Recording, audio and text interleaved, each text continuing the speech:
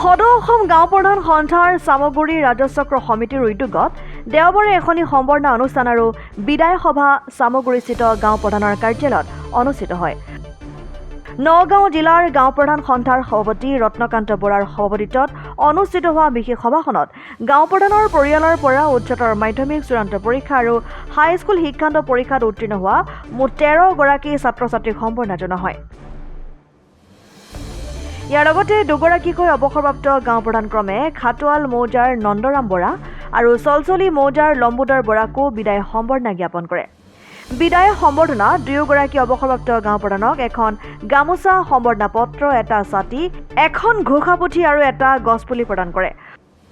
উল্লেখ্য যে উক্ত অনুষ্ঠানত চামগুৰি ৰাজচক্ৰৰ অন্তৰ্গত গাঁও প্ৰধানসকল উপস্থিত থাকে।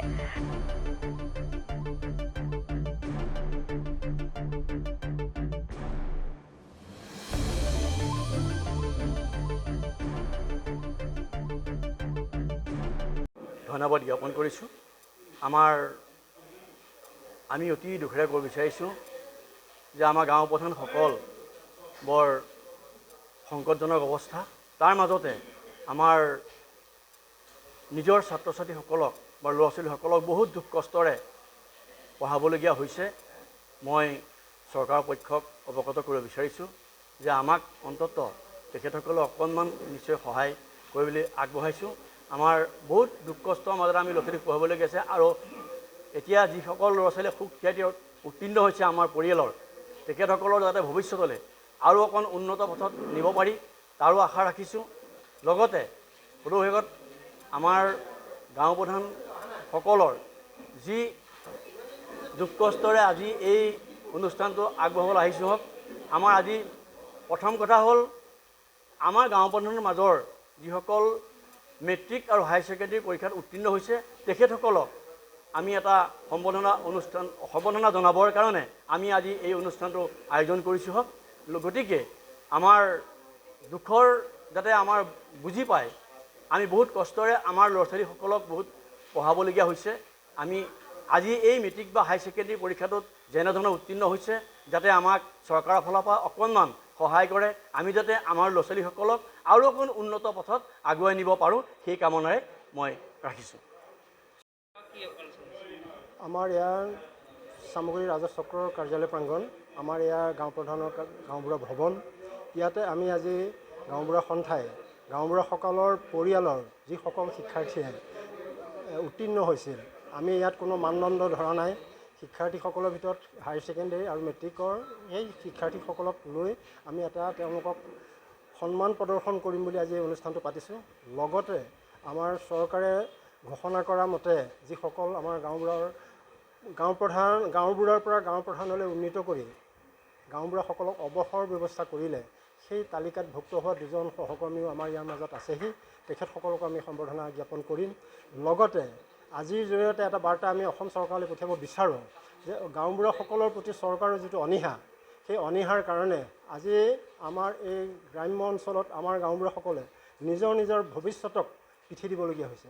শিশুসকলক নিজৰ সন্তানসকলক তেওঁলোকে আগবঢ়াই নিয়াত যথেষ্ট অসুবিধাৰ সন্মুখীন হৈছে।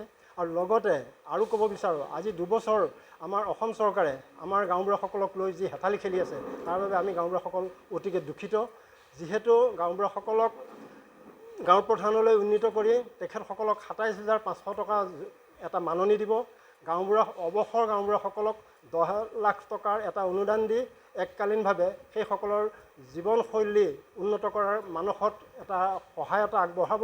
তেনেধৰণৰ এই যি আঁচনি লৈছিল, সেই আঁচনি আমাক এতিয়া চৰকাৰে আমি প্ৰতিবাৰ তেখেতসকলক যোগাযোগ কৰাৰ পিছতো বিভিন্ন অসুবিধা দেখুৱাই আমাক সেই মজিয়াখনলৈ আনিব পৰা নাই। গতিকে আজি এই বাৰ্তাৰ জৰিয়তে সদৌ অসম গাঁওবুঢ়া সন্থাৰ হৈ মই নগাঁও জিলাৰ গাঁও প্ৰধান সভাপতি হিচাপে অনুৰোধ কৰিছোঁ অসম চৰকাৰক যে আমাৰ এই গাঁওবুঢ়াসকলক উন্নতমানৰ এটা ব্যৱস্থাত যাতে আমি ভৱিষ্যত প্ৰজন্মক কেনেকৈ আগবঢ়াই নিব পাৰোঁ তাৰো এটা ব্যৱস্থা কৰিব। লগতে এই 2 বছৰ যি আমাৰ গাঁওবুঢ়া সন্থাক লৈ হেতালি খেলি আছে, সেইটো হেতালি বন্ধ কৰি অতি সোনকালে এই অৱসৰসকলৰ মান্যতা জনাই তেখেতসকলক সেই সন্মানটো প্ৰদৰ্শন কৰক আৰু চলিত বৰ্তমান কৰ্মৰাজিত নিয়োজিত হৈ থকা গাঁওবুঢ়াসকলক যি 27,500 টকা দিম ঘোষণা কৰিছিল তাৰো আমি গম পাইছোঁ বিশেষভাৱে যে চৰকাৰে সেই 27,500 টকা আমালৈ আগবঢ়োৱা নাই, আমালৈ কিবা এটা আগবঢ়াইছে। সেইটো তেখেতসকলৰ পৰা যিটো আমি জানিছোঁ যদিও তেখেতসকলে ঘোষণা কৰা নাই, সেইটো আমি ঘোষণা কৰিব নোৱাৰিম।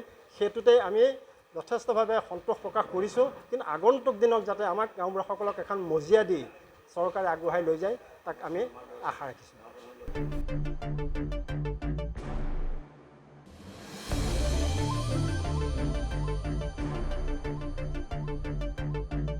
নগাঁৱৰ পৰা বিভূতি বৰা ৰিপৰ্ট, ডেমক্ৰেটিক আছাম।